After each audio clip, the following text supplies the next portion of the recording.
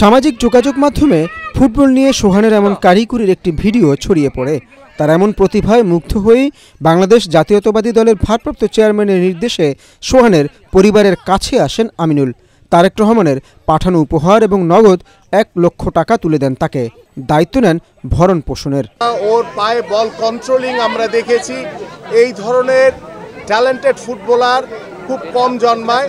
আমি মনে করি যে এই সোহান যে প্রতিভা নিয়ে জন্মগ্রহণ করেছে, আমাদের দায়িত্ব হচ্ছে এই সোহানকে আরো সুসংগঠিত করে ভবিষ্যতে যাতে সোহান বাংলাদেশ দলে খেলার মতো যোগ্যতা অর্জন করতে পারে এবং এই সোহানের পড়াশোনা থেকে শুরু করে ওর খেলাধুলার এবং ওর পরিবারের সকল দায় দায়িত্ব আমাদের বিএনপির ভারপ্রাপ্ত চেয়ারম্যান তারেক রহমান নিয়েছেন। 5.5 বছরের এই ফুটবল প্রতিভার পড়াশোনা এবং খেলাধুলার জন্য প্রতি মাসে 10,000 টাকা আর্থিক সহায়তা দেওয়ারও ঘোষণা দেন জাতীয় দলের সাবেক এই ফুটবলার।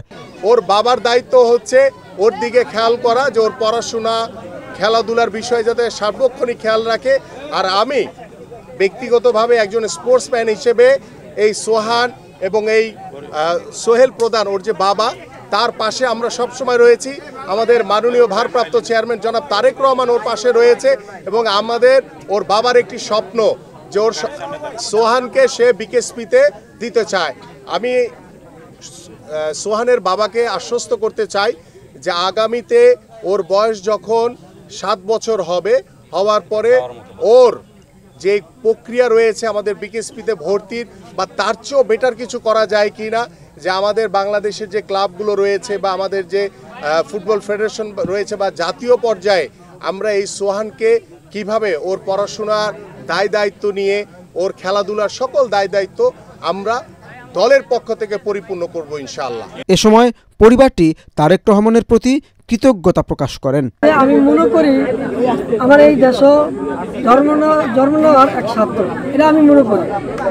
আর তারেক রহমানের আমি ধন্যবাদ জানাই, কারণ আমার মতন একজন নিরীহ মানুষের নজর রাখছে সে।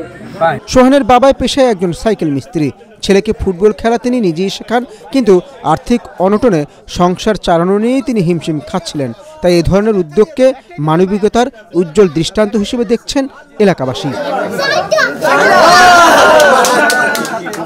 S M Ashraf, ATN Bangla.